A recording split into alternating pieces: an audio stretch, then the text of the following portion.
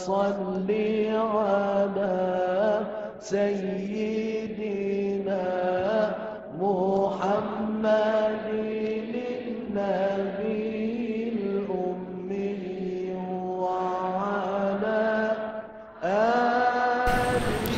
Bismillah, Rabbi syrah li sadri wa yassir wahlul 'uqdatam min lisani yafqahu qawli. Assalamualaikum warahmatullahi. Bismillahirrahmanirrahim. Alhamdulillahirabbil alamin wassalatu wassalamu ala asyrafil anbiya'i wal mursalin habibina maulana wa qudwatina sayyidina Muhammadin wa ala alihi wa sahbihi ajma'in. Subhanaka la ilma lana illa ma 'allamtana innaka antal alimul hakim. Wala haula wala quwwata illa billahil aliyyil azim. Muka surat apa? 3. Berapa? 5 dari bawah.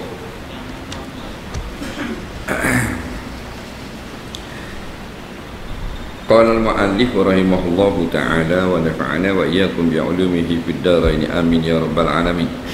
Kitab Tuhfatur Raghibin, muka surat 3, 5 daripada bawah. Kata pengarang rahimahullahu ta'ala, dan membuangkan mushaf ke tempat najasah, maka pada ketika itu dihukumkan atasnya atas orang dengan kufur. Baik, sambung lagi. Di antara yang menyebabkan seseorang itu terbatal Islam dia, sebab sebelum ini diterang apakah makna seorang itu menjadi Islam dan apakah makna seorang itu menjadi orang yang beriman. Orang Islam ialah orang yang mengucap 2 kalimah syahadah, kemudian melaksanakan rukun-rukun Islam. Dan orang yang beriman ialah orang yang beriman dengan rukun-rukun iman.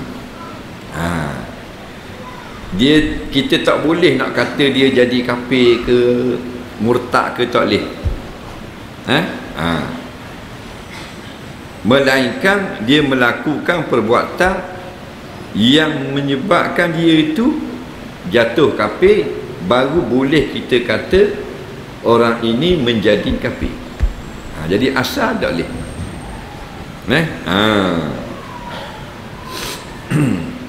Kafir ni hak berat sekali lah, hak ringan tak boleh.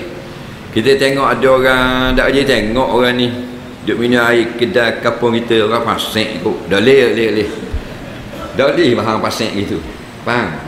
Dah nampak muka macam tak mayang je. Jangan. Faham tak lagi?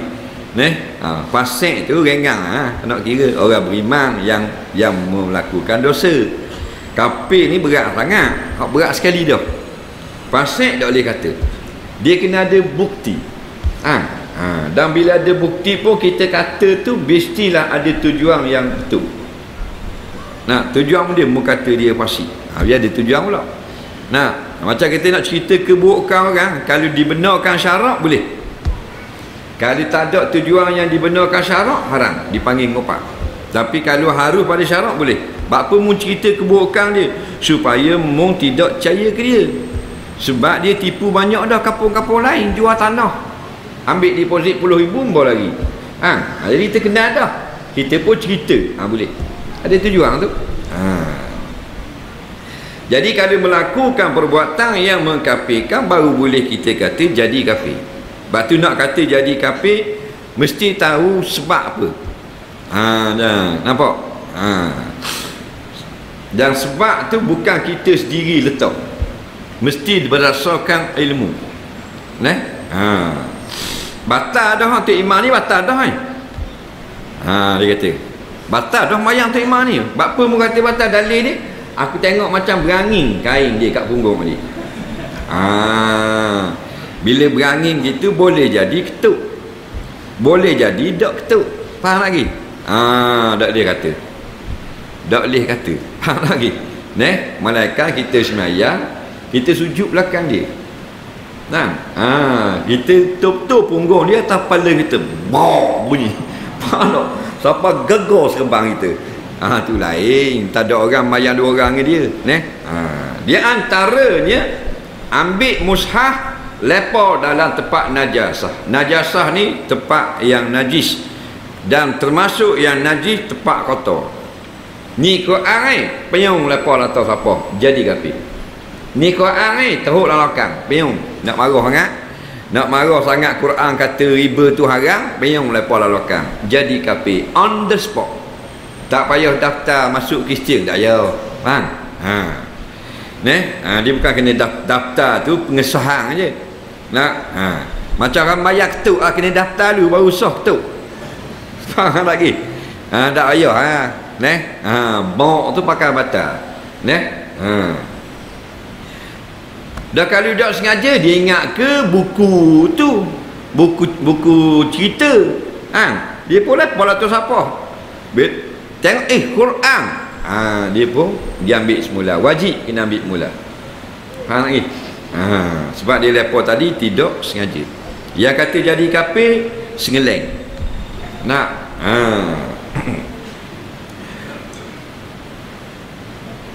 masa masjid Bujan tengok dirombok di Kemamang, tengok tak Quran bertambur-tambur atas tanah bekas ni langit di Brozal.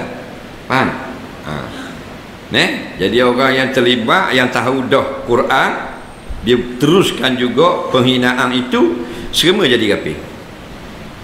Tak kira mu haji tak haji, tak ada kira. Jangan main-main. Faham?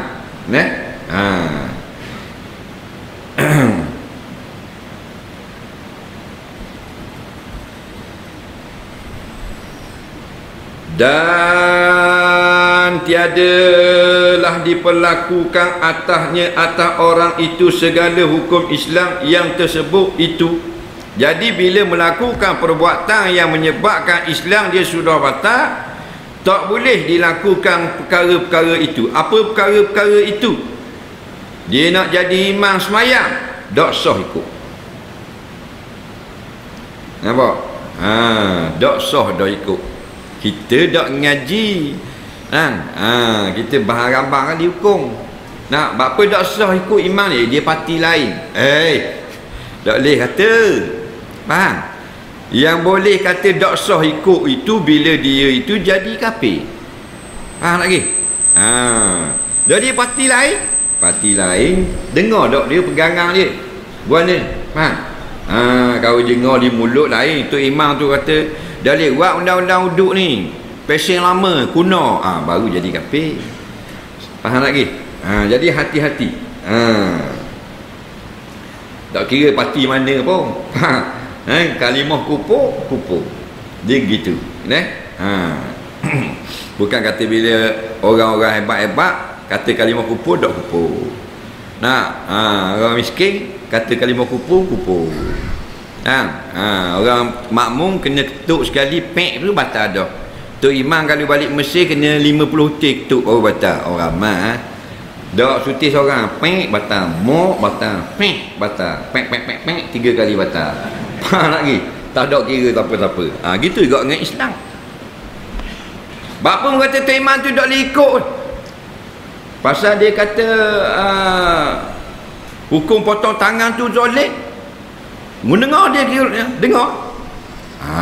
Mendengar sendiri. Baik, nak tanya orang lain dulu.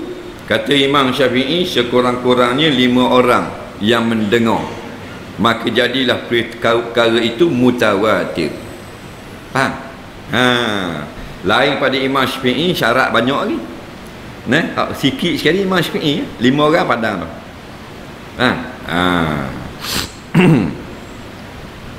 Banyaklah ini yang jatuh kafir dengan berkata-kata.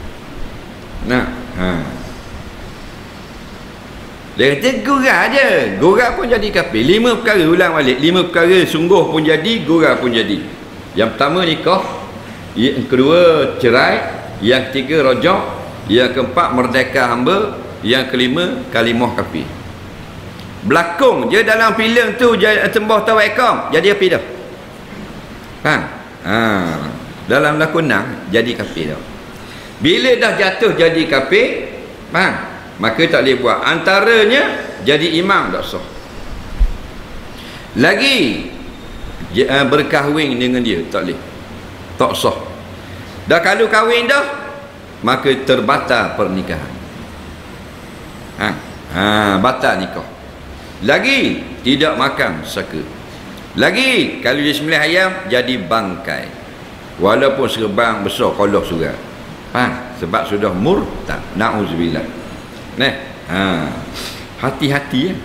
Sebab tu Nabi suruh kita banyakkan ucap kalimah syahadah.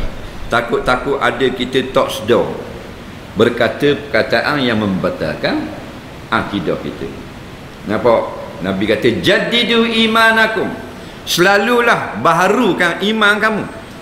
Aksiru min qauli la ilaha illallah, perbanyakkanlah sebut la ilaha illallah.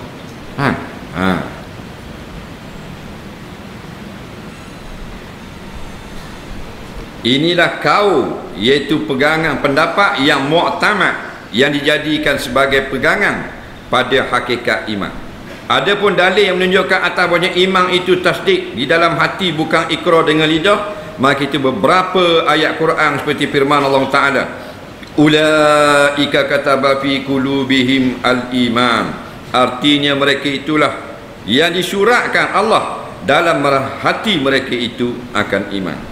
Dan lagi firman-Nya Allah, wa qalbuhu mutmainnun bil iman, artinya dan hatinya tetap ia seorang dengan iman.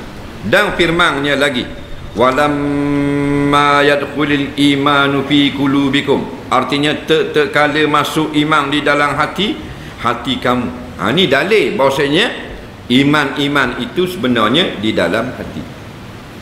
Dan mula terjemah bagi hati. Niat itu ialah di dalam hati. Kalau orang duk kata usolli itu bukan niat. Nampak? Itu tarjamatun lin niyat. Ulama kata an-niyatu mahalluha fil qalbi wal lisanu turjamatun. Nampak? Lil qalbi. Tempat niat itu di dalam hati, dan lapah di lidah itu ialah terjemah saja bagi hati. Jadi iman sebenar dalam. Lepas tu Allah kata, dan tetekala masuklah iman fi qulubikum, masuk di dalam hati. Bukan duduk atas dahi iman, bukan duduk kat tiak, bukan duduk kat keting, di dalam hati. Dan hati kat mana? Hati. Kat mana hati? Hati ni hakikatnya Allah saja yang tahu. Ni ulama jawab. Imam Ghazali sebutlah kitab Ihya Ulumuddin panjang. Hati ni akhirnya dia buat rumusan daripada pandangan orang yang cerdik pandai. Hati itulah jiwa kita. Jiwa itulah nafsu kita. Nafsu itulah diri kita. Diri kita tu kat mana duduk? Di dalaman kita, bukan luaran. Ada tak hati berasa panas tapi duduk dalam aircon? Ada tak? Menunjukkan zahir itu sejuk, hati panas. Dan kata setengah ulama seperti Imam Abu Hanifah dan jemaah daripada Asy'ariyah, bahawa hakikat iman itu murakkab, iaitu bersusung. Artinya bersusung daripada dua perkara. Pertama, tasdik hati akan yang tersebut itu. Kedua, ikrar lidah dengan dua kalimah syahadah. Maka setengah pendapat ulama Ahlus Sunnah wal Jamaah mengatakan hati itu ialah rangkaian daripada dua perkara, ialah membenarkan dalam iman itu adalah rangkaian dua perkara. Pertama, membenarkan dalam hati, yang kedua menyebut pada lidah. Cuma hak lebih ramai mengatakan sebenar-benar iman hanyalah di dalam hati. Batu orang kafir yang tidak sempat mengucap dua kalimah syahadah kerana dia tak pandai nak mengucap, tak ada orang nak ajar dia, tapi hati dia telah percaya Allah itulah Tuhan yang sebenar, Nabi Muhammad itulah pesuruh Allah. Tok Pekong yang dia sembah selama ni rupanya pelawak belaka, cuma dia tak ada nak mengucap, maka dia kafir di sisi manusia dan dia beriman sisi Allah. Tempat tinggal dia di akhirat syurga. Tak kalau gitu kita jadi apek dak yang mayang. Jangan jawab gitu. Mungkin jadi apek mula, lepas tu bahan peti mati. Mati dalam apek, balik awal. Faham tak lagi? Maka atas kau ini barang siapa ada tasdik, ada membenarkan di dalam hati akan yang tersebut itu, tetapi tidak ada pada lidahnya ikrar dengan dua kalimah syahadah, padahal kuasa ia orang atas ikrar, maka orang itu tiada mukmin ia orang pada hukum zahir dan batin. maka tiadalah ia orang daripada isi syurga, hanya adalah ia daripada isi neraka, kekal di dalamnya neraka selama-lamanya. Pendapat yang lebih ramai membenarkan dalam hati itu yang dapat jaminan syurga. Adapun menyebut pada lidah belum dijamin syurga. Kerana orang munafik dia tidak ada iman di dalam hati, dia ada iman pada lidah sahaja.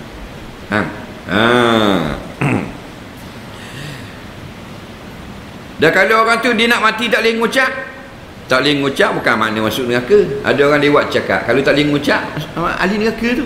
Oi sedap gamakmu. Mengaji tak boleh kira nak apa tuai. Nabi kata man kana akhiru kalamihi fid dunya la ilaha illallah. Barang siapa yang adalah akhir kalamnya di dalam hidup dia itu disebut la ilaha illallah, kemudian meninggal dunia, dakhalal jannah, masuk syurga. Ngaji dulu, jangan tengok terjemah. Faham? Kitab hadis ni dia ada syarah dia pula.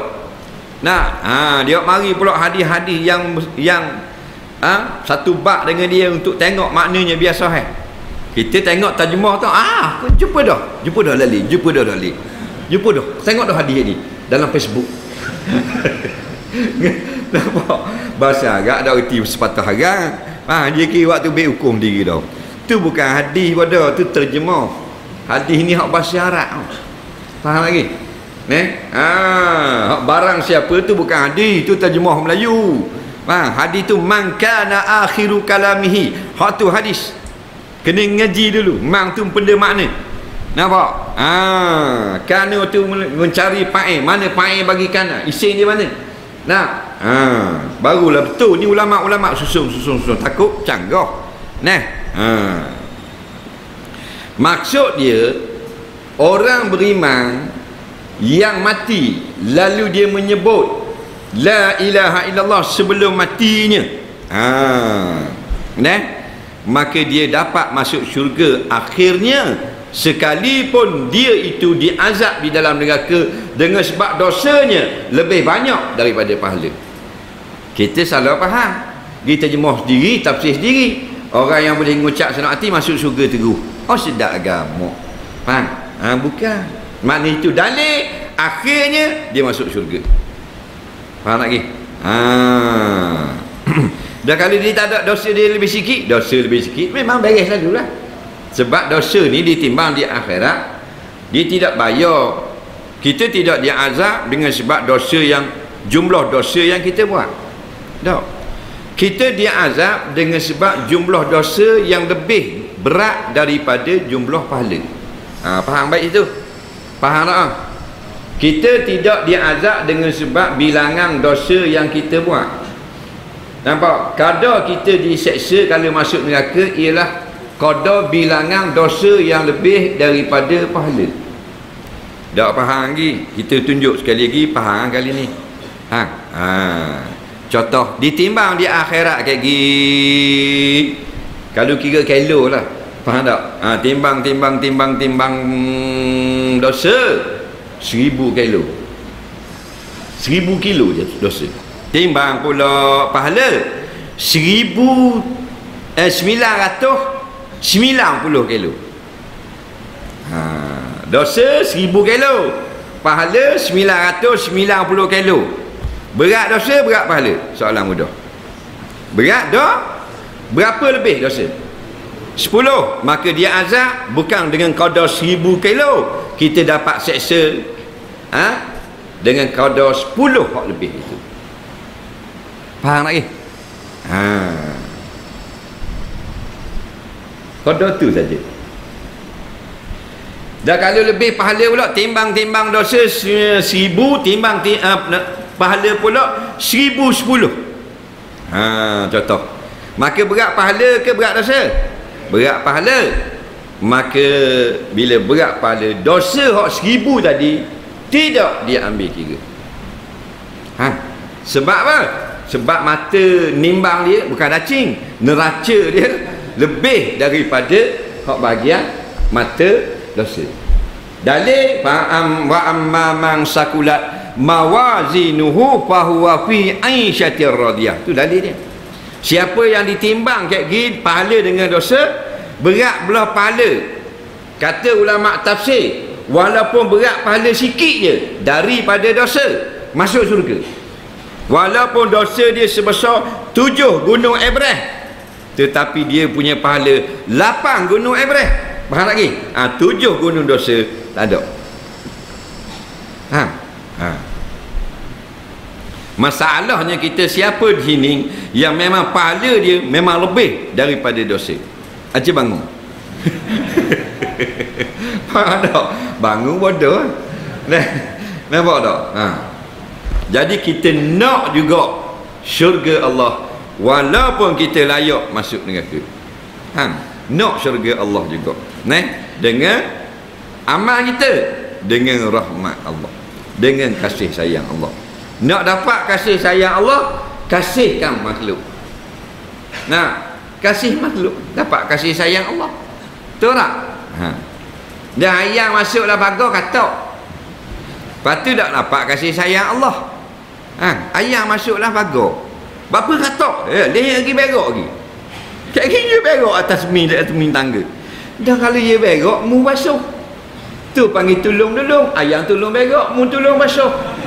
Bila mu basuh, at-taharah, mu buat satu perbuatan yang dipuji syarak, namanya taharah. At-taharah itu nisful iman, sebahagian daripada iman, membuahkan pahala. Kalau ayam tak berok, mu tak boleh pahala. Betul tak? Bukan kita panggil ayam, mari berok rumah kita. Itu bodoh pula namanya. Jadi mu nak dapat kasih sayang Allah, kita nak dapat syurga Allah, tak layak dengan amalan kita. Maka kita nak masuk juga syurga dengan kasih sayang Allah. Kena kasih pada makhluk. Bukan kasih ke ayam tu makna cinta dengan dia. Tiup ayam, peluk, kalau jumpa peluk tiup kan. Kasih tu makna janganlah buat sakit ke dia.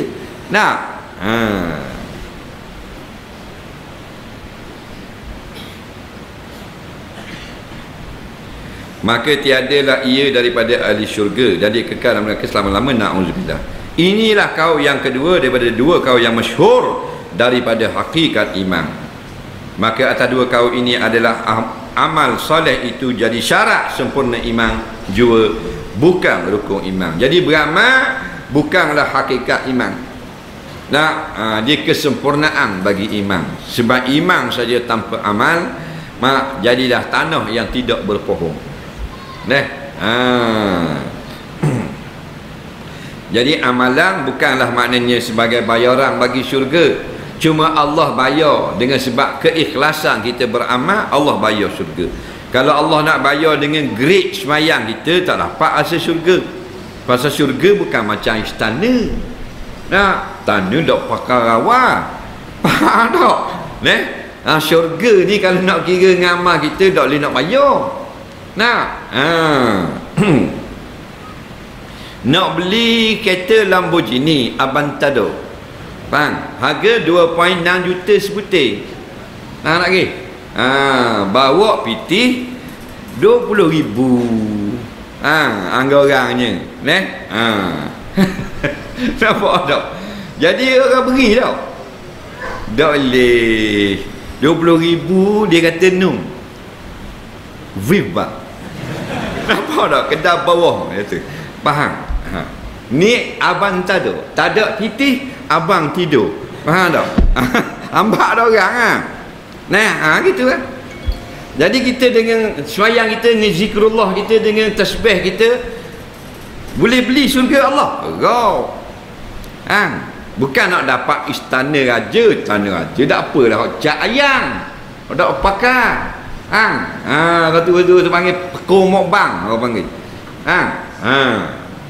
Ni hak istana hak dalam syurga, baitang fil jannah, boleh nak beli. Kerajaan mana nak beli? Mahal. Bak masuk syurga tu dak tua dah. Dah berapa harga? Orang yang duduk dalam istana dunia ni tua. Raja-raja tengok masa muda yang muda. Masa raja tu tua dia jangan muka. Cakarung. Nampak tak? Tua tau.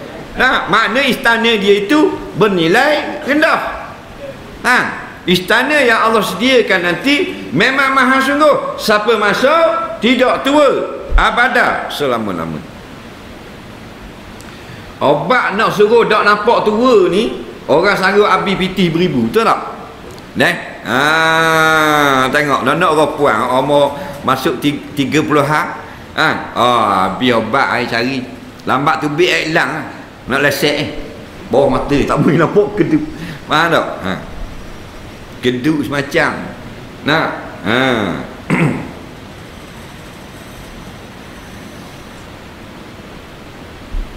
Maka barang siapa ada dalam hatinya tasdik, membenarkan yang tersebut itu, membenarkan segala yang dibawa datang kepada kita oleh Nabi, dan ada pada lidahnya ikrar dengan dua kalimah syahadah, ada ngucap dan tiada ia mengerjakan amal, maka orang itu mukmin juga tapi tiada sempurna imannya, lagi derhaka ia sebab meninggalkan amal. Dipanggil mukmin asi.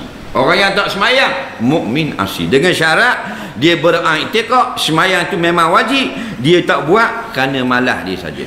Ada pun yang tidak semayang dan beriktikad semayang itu tidak wajib, macam puak-puak kata puak-puak semayang ni maka puak tu murtad, bukan Islam. Kerana murtad, orang yang tinggal semayang ni ada dua jenis, ingat tarikus solah kisman. Orang yang tak semayang dua kumpulan. Yang pertama kaslah, yang kedua inada. Kaslah ni ditinggal kerana malah, sibuk main bola, duduk saing apa tak semayang semua. Dia beriktikad wajib, faham tak lagi? Cuma dia cuai. Orang ini tidak kafir, mukmin, dia beriman, tapi asi, berdosa. Yang kedua tarikus solah inada, dia tak semayang dan dia menolak kewajipan semayang. Pegang, ada orang semayang ni set-set puak solat daing solat daing, kan telaga daing, solat daing dah. Ni macam kita memayang rokok sujud macam kita buat ramai-ramai ni, betul dah, tapi kelas rendah dia. Hak tu macam tok guru di kabur, tak ada rokok sujud, belang maidang memayang, belang belaga ayam boleh memayang. Tu tinggi ilmu, pas dalam neraka tu. Hak tu inada. Hak tu kafir kekal dalam neraka dulu kini selamanya. So ngaji hak pelik-pelik. Ambil hak Rasulullah. Rasulullah bukan barang pelik, hak orang ramai. Hak wirid Rasulullah, hak orang ramai tu. Tu imam Cenering pun wirid hak tu, tu imam Muda pun wirid hak tu, tu imam di Kuala Selangor pun wirid hak tu. Hak Rasulullah. Kita ni jenis bodoh kan, nak wirid nak pelik sikit. Orang wirid ni hak biasa, tak mahu nak bunyi pelik kan. Dah mu nak benda benar kan. Kalau mu nak pelik main serkah. Faham tak? Masuk kumpulan serkah. Faham tak lagi? Mu nak beramal, amal hak Rasulullah. Nabi lepas mayang macam tu, astagfirullah, Allahumma antas salam, hak biasa. Dak ni nak pelik, man syazza pinna. Orang yang nak pelik masuk neraka lagi. Takut tu dibimbangi, faham? Ustaz tu beri kat kita zikir sikit, zikir tulis kat zikir sikit, zikir kat kita pun tulis ke dia, subhanallah wa bihamdihi subhanallahil azim. Dia kata tak buat ni, dia nak zikir hak kita bila kita jelong gelah coh lah. Nampak teruk pada mabuk ketung ni. Jadi dia pun biar banyak pun 70,000 kali kata zikir gini, pagi-pagi baca 70,000 kali, 7 tahun jelong gelah coh. Tak payah mu ambil tukur, tak payah zikir. Faham tak? Wak lambat 7 tahun kena zikir baru jelong coh. Nak ada baik tukur kelepuk coh lu. Faham? Dia bahasa bodoh. Ada orang dia tak mari dengar, main tepi jalan je, main 6 ekor, duduk tepi jalan garik-garik, faham? Tepi jalan boleh tahan kira lagi, main 6 ekor, judi tu. Jumpa kita tanya mau buat ngaji, faham tak? Dia kata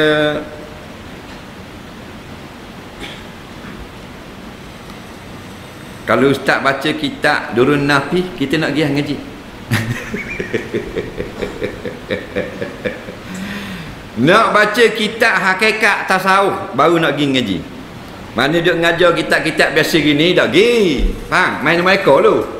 Ada tak pasal gitu? Faham? Nak hak tinggi. Nak hak tinggi. Nak eja nama dia tak reti. Tapi nak ngaji tinggi lebih nawe lu. Gambar kok pasal gini. Bahasa gila tak gila. Jadi nak kitab besar-besar. Faham? Ini nak kitab besar. Tak cek tak mugi lagi. Bodoh tak apa. Kita nak nama ke kita nak ilmu.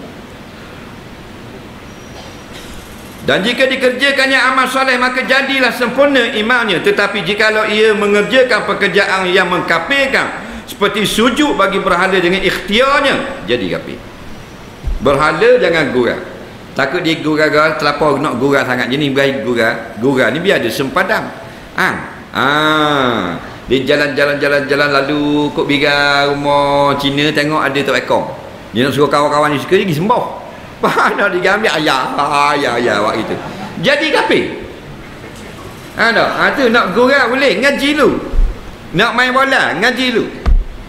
Nak main benda lagi. Nak sokang dia nak ngai ngaji lu. Tak ada masalah. Nak masuk kumpulan dia, kumpulan rock ngaji lu. Biar ada basic tu, pengetahuan. Tidak dari ngaruk ngabang ni. Gurau dia. Kawan-kawan dia ha suka. Kafir. Nampak lagi?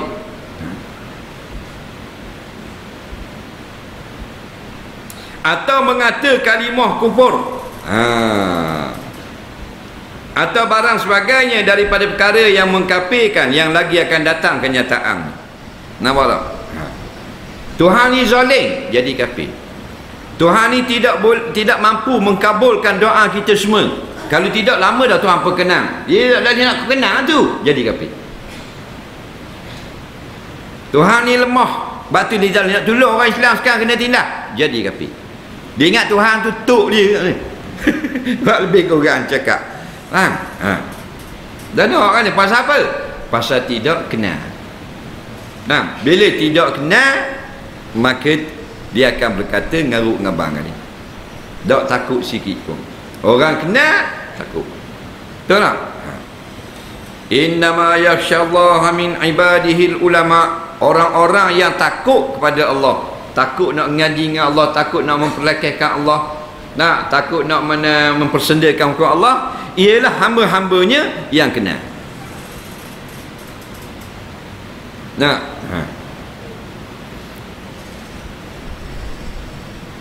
Orang yang kenal ular tengok lari.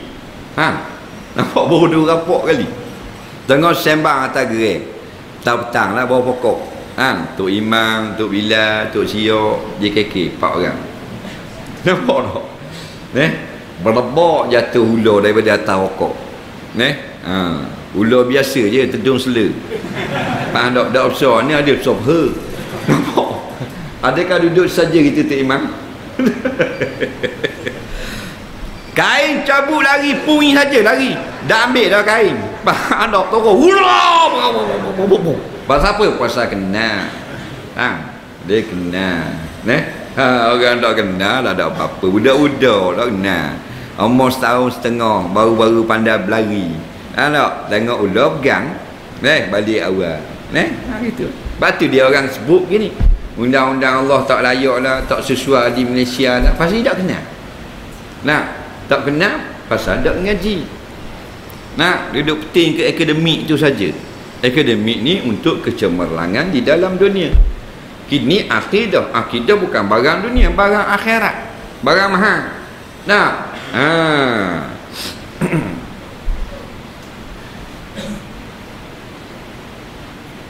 Dan jika ditakdirkan ada baginya ikrar dan tasdik dan amal sekalipun dia sudah mengucap 2 kalimah syahadah, sekalipun dia sudah pernah beriman, sekalipun dia orang sembahyang tak tinggal, tapi mengucapkan kalimah kafir dengan sengaja, jadi kafir juga. Pakak-pakak dengar lah. Bila dengar ada ingatan sikit. Banyak dengar, banyak ingat. Kurang dengar, kurang ingat. Tak dengar langsung, tak ingat langsung. Gitu je kita ni. Sebab tu atas jalan raya tepi dia banyak ubur papan tanda, signboard. Nak, signboard begini, jangan laju. Nampak? Angin lentang.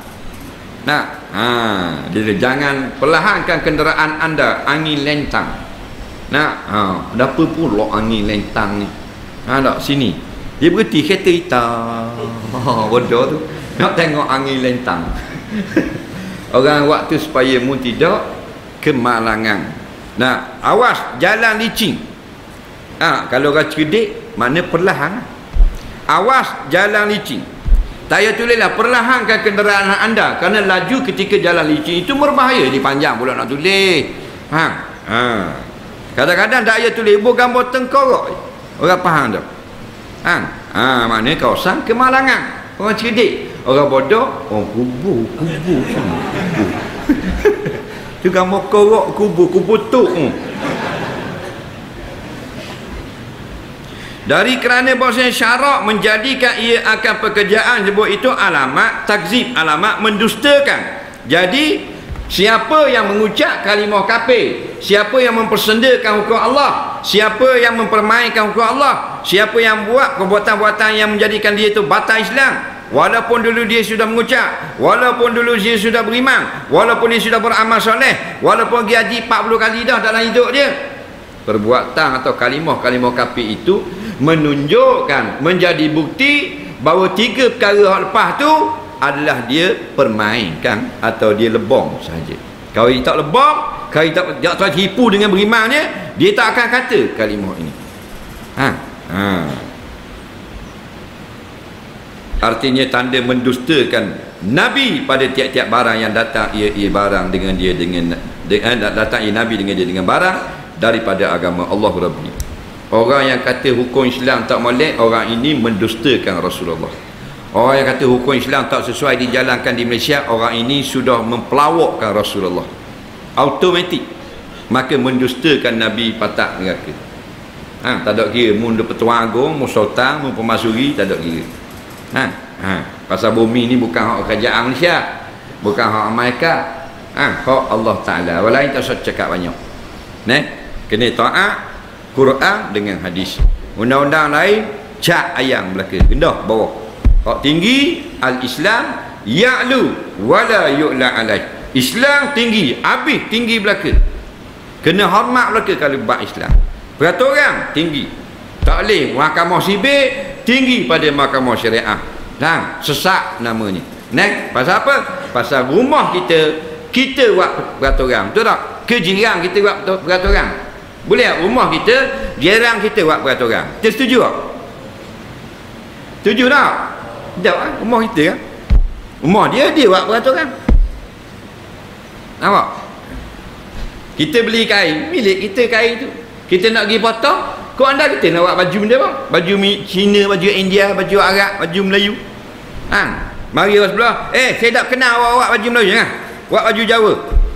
Mana boleh? Aku beli ni bawah. Murah baju mu, baju Jawa, beli kain mu. Tak boleh saya tak kenal, awak tak erti. Nampak? Ni kita buat tak boleh buat undang-undang hudu, tak boleh. Pasal canggah dengan pelbagai negara. Orang negara hak dia, hak pok mu buat. Malaysia ni hak dia, hak agong. Negeri sesa ni hak dia, hak sultan. Ke apa dia? Lenggak langit ada nak gambar tok mu atas langit. Mu makan kedai ikan, beli ikan pasal tu, dia ada tulis di ekor. Milik pos saudara aku ni, ada. Mu melih ayah atas pelayan dia tulis nama raja. Apa bodoh betul tak? Gitu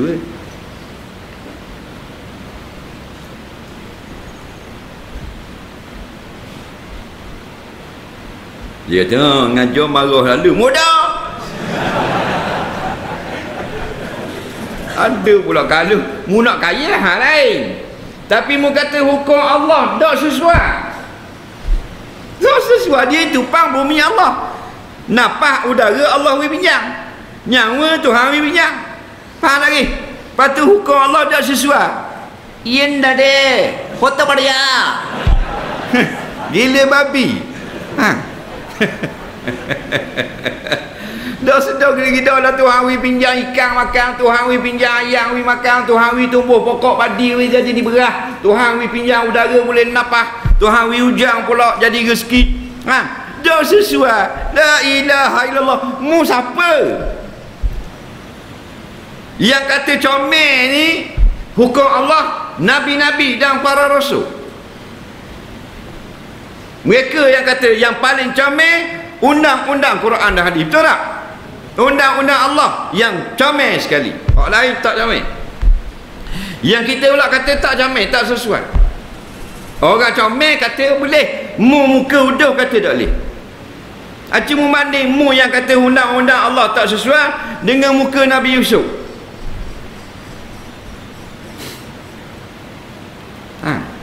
Ngucek ni dalam Malaysia, tengok muka si hak kata undang-undang hudud tak sesuai di Malaysia. Undang-undang Quran, undang-undang Islam tidak boleh kerana bercanggah dengan perlembagaan. Tiada muka dia dengan muka Nabi-Nabi. Sama jamel. Macam porong muka. Tak sedar ke diri. Muka uduh tak apa, perangai jangan uduh. Ingat kita ni Allah we pinjam ke. Nampak? Ramai ada Tuhan tarik balik. Tarik balik sikit ada. Iaitu mata Tuhan tarik balik. Betul tak? Labu. Telinga dengar lagi. Ada yang Tuhan tarik balik telinga. Mata nampak lagi. Ada yang Tuhan tarik balik dua-dua. Mata kelabu, telinga tak apa dengar. Ada yang Tuhan tarik balik kekuatan. Dulu gagah, leni tak gagah. Ada yang Tuhan tarik balik kesihatan. Dulu sihat, leni sakit, lelah dan sebagainya. Ada yang Tuhan tarik balik separuh tubuh dia. Orang panggil nyakit angin. Belah kanan habis lupuh belaka. Tak boleh gerak. Betul tak? Dan ada lebih ramai lagi yang Tuhan tarik balik sekaligus meninggal dunia. Amal ni dah mati. Hari-hari mati. Cuma kita tak sedar. Apa kita tak sedar? Sebab mati itu senyap. Dah benda bising. Bising beranak. Beranak baru bising. Kalau orang mati tepik, barulah kita sedar. Faham tak? Bila mati seorang, dia akan menjerit 7 hari 7 malam. Malam-malam dengar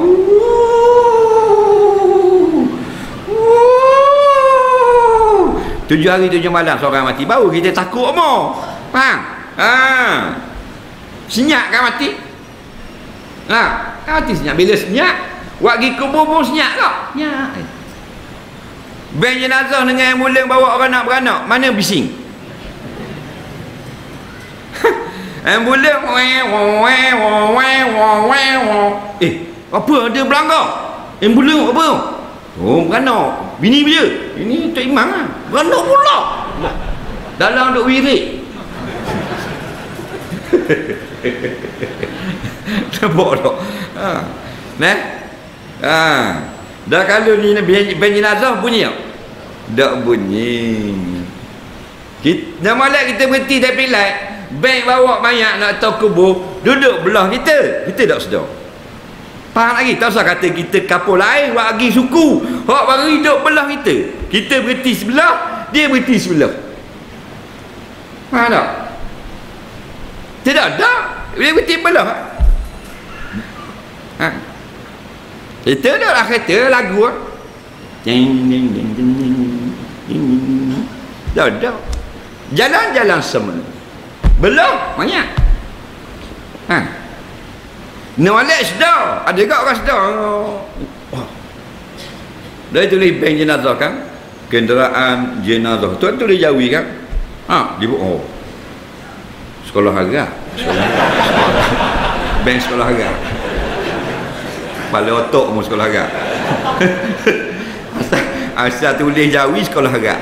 Dah awak mana? Faham lagi ada. Hello aduh.